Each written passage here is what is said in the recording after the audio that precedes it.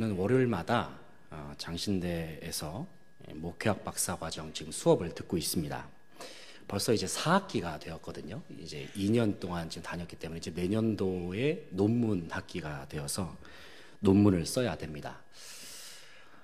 이번 학기에는 좀 특별한 수업이 있었습니다. 바로 예전에 우리 교회에 간증을 오셨던 KBS 아나운서 김재원 아나운서가 담당하시는 수업이 있습니다. 그분이 참 대단한 게 이 목사님들을 강의하시기 위해서 연대 신대원에서 신대원 과정을 마치셨더라고요. 목사님들 강의를 위해서 정말 대단하신 분이신데 설교와 스피치라는 과목을 김재원 아나운서가 이제 가르치십니다. 이제 내일이 벌써 마지막 시간이에요. 그래서 그동안에 많은 것을 배울 수 있었던 참 유익한 시간이었습니다. 그 수업은 정말 함께 듣는 목사님들도 정말 열심히 열정적으로 참여하는 시간이기도 했습니다. 요즘 저는 매일 새벽 기도를 마치면은 헬스장에서 열심히 운동을 합니다. 새벽 기도 끝나자마자 출근하기 전까지 운동을 하는데, 그런데 아침 운동을 하다가 아침 8시 반이 되면 그 헬스장 그 모니터 있잖아요. 런닝머신을 타는 그 모니터, TV 나오는 모니터가 있는데 거기에 김재원 아나운서가 나오는 거예요. 그 8시 반에 아침마당을 하더라고요. 아침마당. 근데 이 모니터에 김재원 아나운서가 딱 보이는데 기분이 묘한 겁니다. 아니, 저 모니터에 나오는 분을 제가 이제 매주 월요일마다 그것도 3시간씩 그분한테 수업을 들으면서 그분을 만난다는 사실이 뭔가 되게 신기하게 느껴졌습니다. 그래서 이 그분과의 만남, TV에 나오는 사람과 내가 실제로 만나는 그러한 신기한 경험을 하면서 뭔가 기분이 묘한 것을 경험했는데, 그런데 이보다 더 대단한 만남이 우리 가운데 있음을 보게 됩니다. 그것은 바로 성경에 기록된 하나님이 실제적으로 우리를 만나주셨다는 사실입니다. 이 사실은 아무리 생각해도 너무나도 신비롭고 그저 놀랍기만 한 그러한 사실인 것 같습니다. 참 좋으신 하나님께서 우리를 사랑하셔서 독생자 예수님을 보내주셨습니다. 그래서 우리는 십자가에 죽으시고 3일 만에 부활하신 살아계신 주님을 만났고 또 주님을 영접했기 때문에 우리는 이 자리에서 주님을 예배하고 있습니다. 주님과의 만남은 우리의 삶을 완전히 바뀌게 만들었습니다. 우리는 이전과는 다른 새로운 피조물로 되었고, 우리를 향한 하나님의 계획을 바라보면서 우리는 주님과 동행하는 삶을 살고 있습니다. 바로 이것이 주님과의 만남으로 말미암아 우리에게 주어지는 축복인 것입니다. 우리가 어떻게 예수님을 믿게 되었는가? 그 과정을 생각해 보면은 그것도 역시 하나님의 은혜이고 참 신비스러운 일이다라는 것을 생각해 봅니다. 우리가 경험하는 구원의 확신, 그리고 지금 우리가 누리고 있는 하나님의 은혜, 그리고 예수 그리스도를 바라보는 그 믿음은 어떻게 생겨났습니까? 성경을 많이 읽으셔서 여러분에게 그 믿음이 생겨났습니까? 아니면 예배가 좋아서, 찬양과 기도가 좋아서 여러분에게 믿음이 생겨났습니까? 아니면 예수님을 믿기 위해서, 구원의 확신을 갖기 위해서 마음을 단단히 먹어서, 마음을 의지적으로 먹어서 우리에게 믿음이 생긴 것입니까? 그러나 죄송한 말씀이지만 믿음은 그렇게 해서 생겨난 것이 아닙니다. 왜냐하면 믿음은 하나님께서 주시는 선물이기 때문에 그렇습니다. 여러분 한번 생각해 보시기 바랍니다. 사도 바울이 어떻게 변화되었습니까? 그의 뛰어난 율법적인 지식 때문에 그가 변화된 것입니까? 아니죠. 주님께서 바울에게 역사하셔서 그에게 믿음을 주셨기 때문입니다. 예수님께서 십자가의 길을 걸어가셨을 때에 예수님을 따르던 12명의 제자가 있었습니다. 그런데 예수님께서 십자가의 길을 걸어가시는 그 길 가운데에서 주님의 제자들이 다 주님을 버리고 떠나간 것을 보게 됩니다. 그런데 그들이 나중에는 주님을 위해서 목숨까지 바치면서 복음을 전파합니다. 왜 그렇습니까? 그들에게도 주님께서 역사하셔서 믿음을 주셨기 때문입니다. 우리 안에 구원의 확신이 있는 이유, 우리가 예수님을 믿는 믿음으로 하나님을 예배하는 이유는 오직 하나님께서 우리에게 믿음의 선물을 주셨기 때문인 줄로 믿습니다. 그런데 우리가 예수 그리스도를 믿음으로 인해서 우리의 삶 속에 놀라운 변화가 찾아왔다는 것입니다. 그것은 우리 안에 예수님이 오셨다는 사실입니다. 우리 안에 예수님이 들어오셨다는 것은 예수님과 내가 하나가 되었다는 것을 의미합니다. 다시 말해서 우리의 존재가 예수님을 모시는 성전과도 같은 존재로 변화되었다는 것이죠. 우리가 예수님과 하나 된 존재가 되었다는 것은 우리에게 속한 모든 것들이 다 그렇게 변화되었음을 의미하는 것이기도 합니다. 예를 들면 우리의 말과 우리의 행동도 예수님처럼 변화되는 것입니다. 그리고 우리의 마음과 모든 삶의 방식도 예수님처럼 변화되었다는 것을 의미합니다. 특별히 오늘 본 말씀에서 사도 바울이 편지를 보낸 에베소 교회입니다. 에베소 교회.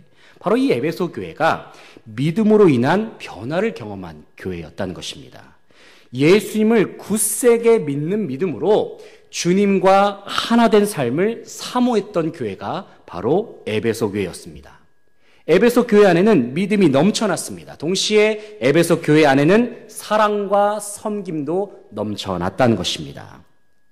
본 말씀 15절, 16절 말씀을 보게 되면은 사도 바울이 이러한 에베소 교회의 모습을 생각하면서 주님 앞에 감사하고 있죠. 그리고 바울이 에베소 교회를 기억하면서 그들을 위해 계속적으로 기도하고 있음을 봅니다. 15절, 16절 말씀을 한번 같이 읽어보겠습니다. 15절, 16절입니다. 시작. 이로 말미암아 주 예수 안에서 너희 믿음과 모든 성도를 향한 사랑을 나도 듣고 내가 기도할 때에 기억하며 너희로 말미암아 감사하기를 그치지 아니하고. 아멘. 사도 바울이 에베소 교회로부터 들려오는 좋은 소식을 듣고 참 마음이 흡족했던 것 같습니다. 그 소식을 듣고 기억하면서 그들을 위해 감사와 기도를 그치지 않겠다. 그렇게 말씀하고 있죠. 그런데 저는 말씀을 묵상하면서 문득 이런 생각을 해봅니다. 아니, 이렇게 믿음 충만하고 참 주님 잘 섬기는 교회인데 굳이 그러한 그들, 잘 나가는 교회를 위해서 굳이 사도 바울이 기도하는 이유가 무엇일까? 그것을 생각하게 된 것입니다. 그런데 조금만 더 깊이 생각해 보게 되면은 에베소 교회가 그러한 은혜를 누릴 수 있었던 것은 바로 그들을 위한 누군가의 중보 기도가 있었기 때문에 교회가 그만큼 하나님의 은혜를 누릴 수가 있었음도 생각해 보게 됩니다. 사랑하는 성도 여러분, 지금까지 우리의 삶을 한번 되돌아보시기 바랍니다. 우리의 삶을 돌아보게 되면 그래도 하나님의 크신 은혜와 사랑으로 인해서 우리가 여기까지 올 수 있었던 것 아닙니까? 그런데 우리가 이만큼 살 수 있었던 것은 결코 그냥 된 것이 아니라는 것이죠. 모든 것이 다 하나님의 은혜였습니다. 바로 우리를 위한 누군가의 계속적인 기도, 그리고 지속적인 중보 기도가 있었기 때문에 하나님께서 우리를 여기까지 인도해 주셨구나라는 사실을 우리는 생각하게 된 것입니다. 바로 에베소 교회를 향한 사도 바울의 중보 기도처럼 말입니다. 그렇다면 사도 바울은 에베소 교회를 기억하면서 그들을 위해서 하나님 앞에 어떠한 기도를 올려드렸을까? 가장 먼저는 에베소 교회에게 지혜와 계시의 영을 주셔서 하나님을 그들이 보게 해달라고 사도 바울은 그렇게 기도를 하고 있습니다. 한번 17절 말씀 같이 한번 읽어보겠습니다. 17절입니다. 17절 시작. 우리 주 예수 그리스도의 하나님 영광의 아버지께서 지혜와 계시의 영을 너희에게 주사 하나님을 알게 하시고. 아멘. 17절에 나오는 지혜와 계시의 영은 하나님을 인식하게 하는 하나님의 성령을 말합니다. 지혜와 계시의 영이 사람에게 임할 때에 우리는 하나님을 바라볼 수 있는 영적인 눈이 열리게 되는 것이죠. 사실 우리가 처음 주님을 만나고 또 예수님을 믿어서 하나님의 말씀에 의지하면서 살아갈 수 있는 것은 주님께서 우리에게 지혜와 계시의 영을 부어주셨기 때문입니다. 다시 말해서 우리의 삶 속에 영적인 눈이 열리는 그 순간부터 우리는 주님을 볼 수 있게 되고 그 순간부터 우리는 주님을 인식하게 되면서 믿음의 길로 나아가게 된다는 것이죠. 그러나 지혜와 계시의 영은 단순히 우리가 예수님을 처음 믿을 때에만 필요한 것이 아닙니다. 여러분 한번 생각해 보시기 바랍니다. 예수님을 처음 느끼고 예수님을 처음 만났을 때의 그 경험만 있으면 우리는 그 경험과 그 추억만 가지고 신앙생활을 하는 것이 맞습니까? 만약에 그렇게 된다고 한다면 우리는 예수님을 처음 만났던 그때 일만을 가지고서 그것을 자양분 삼아서 우리는 신앙생활을 그저 이어나가는 것에 불과한 것이 돼버리는 것이죠. 하지만 주님께서 우리에게 원하시는 믿음이라고 하는 것은 그러한 믿음이 아니라는 것입니다. 우리는 처음 주님과 만난 이후부터 매 순간 주님을 바라보고 매 순간 주님을 느끼면서 살아가야 한다는 사실입니다. 왜냐하면 우리를 만나주시는 주님은 그때부터 우리 안에 들어오셔서 우리와 24시간 함께 지내신다는 거예요. 그렇기 때문에 우리는 매 순간 주님을 더 깊이 느끼면서 주님을 인식하면서 살아야 합니다. 사랑하는 성도 여러분, 우리는 우리 안에 계신 주님을 매 순간 느끼면서 그 주님을 매 순간 만나시면서 여러분은 지내시고 계십니까? 그런데 우리가 예수님을 느끼고 주님과 교제를 나누는 것은 결코 우리가 가지고 있는 지혜와 능력으로 할 수 있는 것이 아니라는 사실입니다. 주님과의 만남, 주님과의 교제는 오직 지혜와 계시의 영이신 성령님의 도움 속에서 이루어진다는 사실을 우리는 반드시 기억해야 합니다. 그러므로 살아계신 하나님을 바라보고 또 주님과 더욱 깊은 관계로 나아가기 위해서 우리가 주님 앞에 지혜와 계시의 영을 구할 수 있기를 바랍니다. 그래서 우리 안에 계신 주님을 바라보면서 주님과 동행하시면서 하늘의 기쁨을 누리시면서 살아가는 모든 주의 백성들 되시기를 간절히 소망합니다. 사도 바울이 에베소 교회를 위하여 간구한 또 한 가지의 기도 제목이 있습니다. 그것은 그들의 마음의 눈을 열어서 주님의 계획을 보게 해달라는 기도였습니다. 한번 18절 말씀 읽어보겠습니다. 18절입니다. 시작. 너희 마음의 눈을 밝히사 그의 부르심의 소망이 무엇이며 성도 안에서 그 기업의 영광의 풍성함이 무엇이며. 아멘. 하나님께서는 이 땅의 교회와 또 모든 그리스도인들에게 사명을 주셨습니다. 그 사명은 한마디로 말해서 온 세상에 하나님의 나라를 세워나가는 것이었습니다. 그러나 하나님의 나라의 건설이라는 사명은 이 땅에 세워진 교회들, 다양한 교회들이 있지 않습니까? 그리고 다양한 성도들이 이 세상 속에 있는데 각기 다른 모습으로 하나님께서는 사명을 주셨고 각기 다른 모습으로 하나님께서는 그들을 부르셨음을 생각하게 됩니다. 왜 그렇습니까? 각자가 처한 환경과 또 각자가 가지고 있는 은사 다 다르지 않습니까? 가지고 있는 기질도 다르고 능력들도 다 다르고 하나님께서 각자 다 다르게 우리를 만드셨고 이 땅의 교회들도 하나님께서 다 다른 모습으로 다양한 모습으로 세우셨음을 우리는 발견하게 됩니다.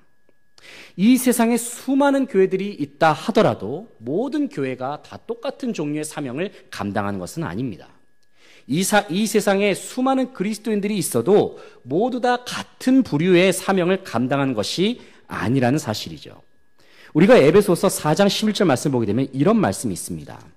그가 어떤 사람은 사도로, 어떤 사람은 선지자로, 어떤 사람은 복음 전하는 자로, 어떤 사람은 목사와 교사로 삼으셨으니 라고 그렇게 말씀하고 있습니다. 이게 무슨 말씀일까요?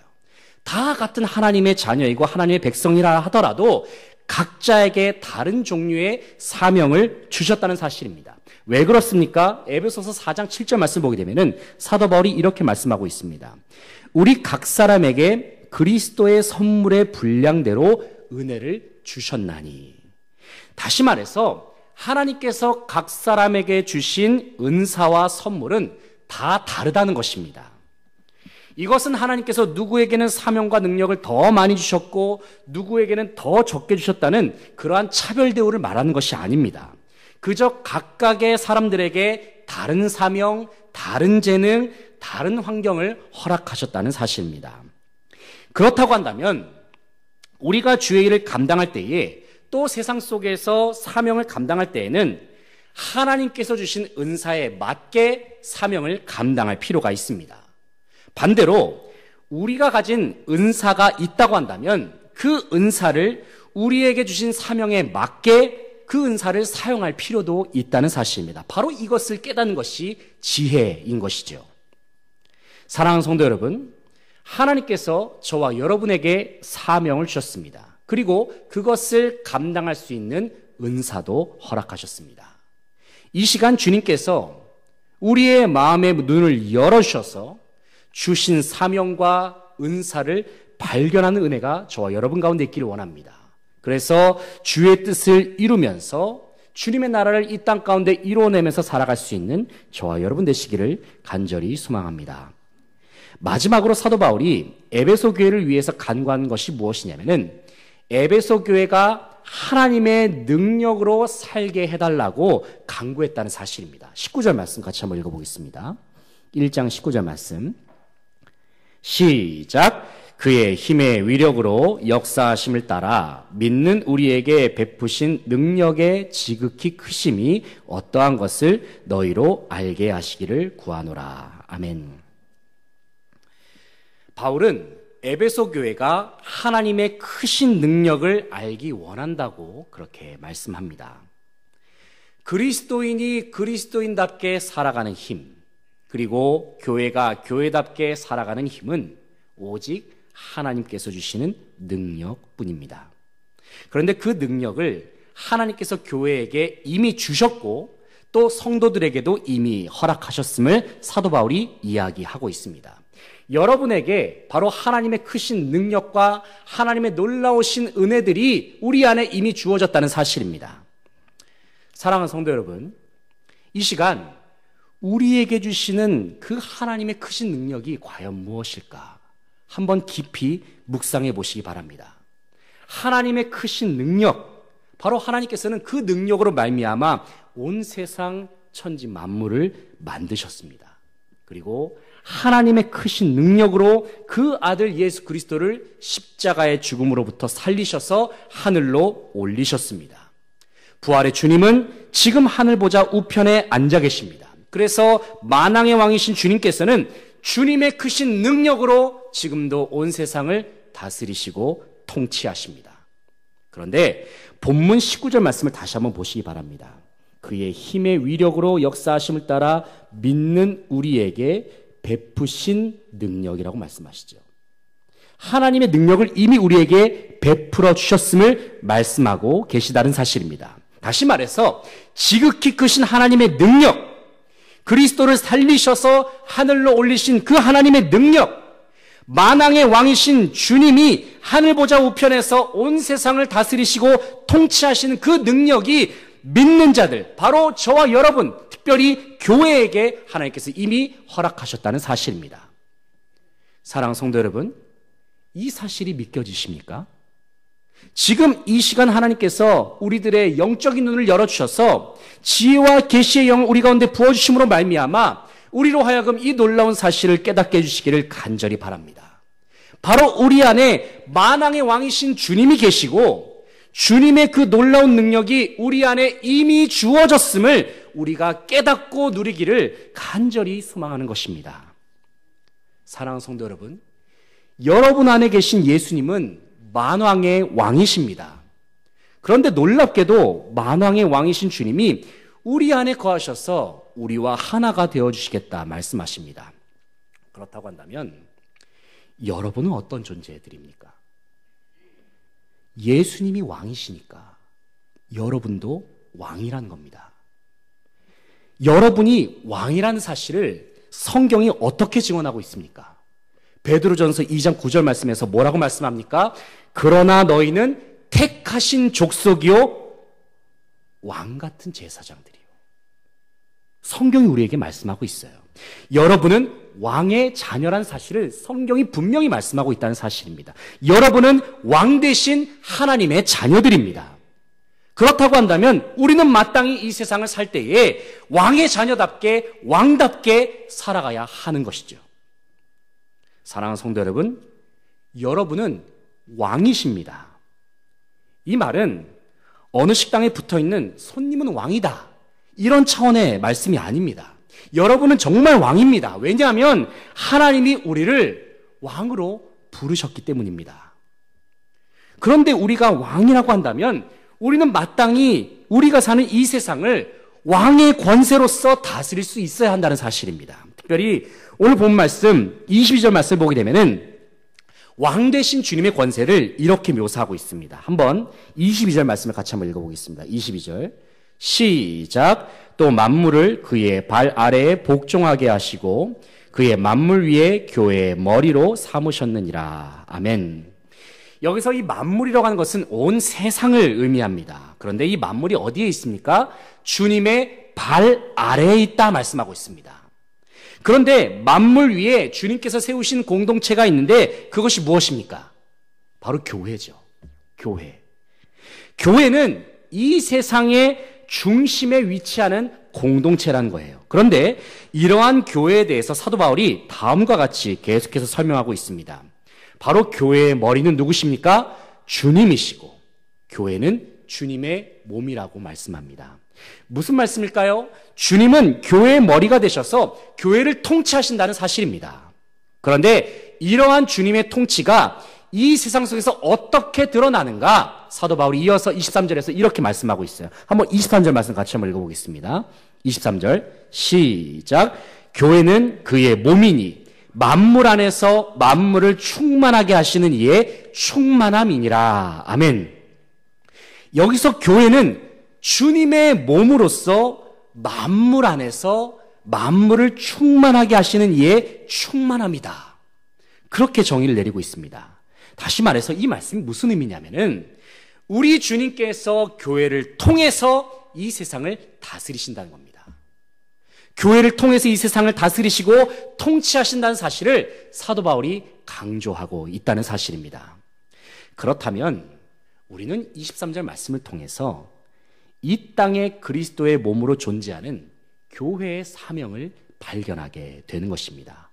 교회의 사명, 바로 그리스도인인 우리 자신의 사명을 감당하게 되는 것이죠. 그것은 만물을 충만하게 하시는 예수 그리스도를 온 세상 속에서 충만하게 하는 것, 바로 그것이 우리의 사명이라는 사실입니다. 그렇기 때문에 교회는 세상에 대해서 책임적인 역할을 감당해야 할 공동체가 되어야 합니다. 왜냐하면 교회의 머리 되시는 주님이 교회를 통해서 이 세상을 다스리시고 통치하시기 때문입니다. 주님의 몸인 교회는 왕의 정체성을 가지고 예수님의 사랑으로 세상을 다스려야 합니다. 바로 주님께서 그러하셨듯이 말입니다. 그런데 여기서 세상을 다스리고 통치한다는 것을 마치 교회가 세상 위에 군림해야 한다는 것으로 오해해서는 안 됩니다. 왜냐하면 예수님께서 세상을 다스리시는 그 방식을 생각해 보시기 바랍니다. 주님께서는 이 세상을 사랑하셨습니다. 그런데 주님께서는 이 세상을 사랑하시고 가장 낮은 모습으로 섬기셨다는 사실을 우리는 기억하게 되는 것입니다. 그러므로 교회는 세상을 사랑하고 섬기는 예수님처럼 이 세상을 사랑하고 섬김을 통해서 세상을 다스리시고 통치해야 하는 것입니다. 우리가 잘 아는 요한복음 3장 16절 말씀에 세상을 향한 하나님의 마음이 담겨 있습니다. 하나님이 세상을 이처럼 사랑하사. 그래서 예수님을 보내주셨잖아요. 하나님께서 예수님을 왜 보내셨습니까? 바로 하나님이 세상을 사랑하셨기 때문입니다. 오늘 민재인 권사님께서 대표기도 중에 제 설교문에 있는 성경 구절을 말씀을 하셨어요. 로마서 5장 8절 말씀. 하나님께서 우리를 언제부터 사랑하셨는가? 로마서 5장 8절 말씀에서 이렇게 말씀하시죠. 우리가 언제부터요? 아직 죄인 되었을 때에. 우리가 아직 죄인 되었을 때에 그리스도께서 우리를 위하여 죽으심으로 하나님께서 우리에 대한 자기의 사랑을 확증하셨느니라. 하나님께서 언제부터 우리를 사랑하셨다고요? 우리가 예수를 만나기 전부터, 아직 죄인이 되었을 때, 우리가 구원받은 그 이후부터 하나님이 우리를 사랑하셨습니까? 아닙니다. 하나님께서는 우리가 아직 죄인 되었을 때부터 이미 하나님은 우리를 사랑하고 계셨다는 사실입니다. 그러므로 우리는 세상 사람들을 바라볼 때에 너무 배타적인 눈으로 바라볼 필요가 없습니다.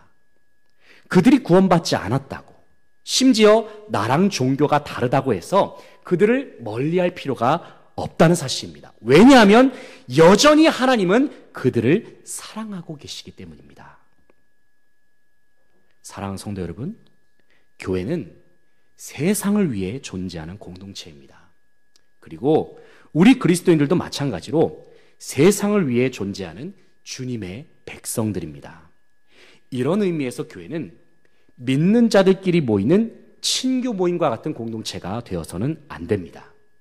교회 안에 조직도 마찬가지고 구역도 모든 부서도 다 마찬가지로 믿는 자들끼리만 모이는 그러한 구역이 되어서는 안 됩니다. 세상을 주님의 사랑으로 통치하고 다스리는 마음으로 세상 사람들에게 적극적으로 다가가고 또 불신자들과도 허물없이 대화할 수 있는 그러한 성도가 될 때에 우리는 이 세상 속에서 그리스도의 충만함을 이룰 수 있습니다. 그런데 우리가 세상 속에서 이러한 사명을 감당하는 것은 결코 우리의 힘과 능력으로 되지는 않습니다. 바로 사도 바울이 에베소 교회를 위해 간구했던 것처럼 지혜와 계시의 영으로 하나님을 볼 수 있어야 하고 마음의 눈으로 하나님의 계획을 우리가 발견하면서 하나님의 능력으로 말미암아 그 사명을 감당하며 나아갈 때에 우리는 이 세상 속에서 만물을 충만하게 하시는 예수 그리스도의 충만함을 세상 가운데 드러낼 수 있을 것입니다. 결론입니다. 사랑하는 성도 여러분, 하나님께서는 우리가 아직 죄인 되었을 때부터 우리를 사랑하셨습니다. 그래서 우리에게 독생자 예수 그리스도를 보내주셨습니다.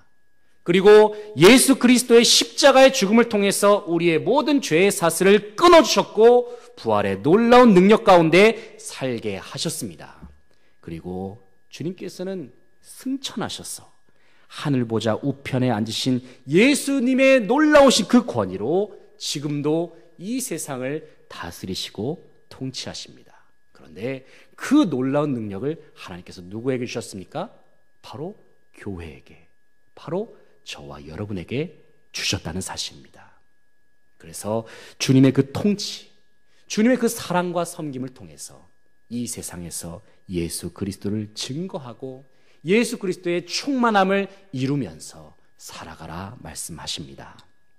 사랑하는 성도 여러분, 왕의 자녀답게 주님께서 주시는 그 왕의 권세로서 이 세상을 살아갈 수 있기를 간절히 바랍니다.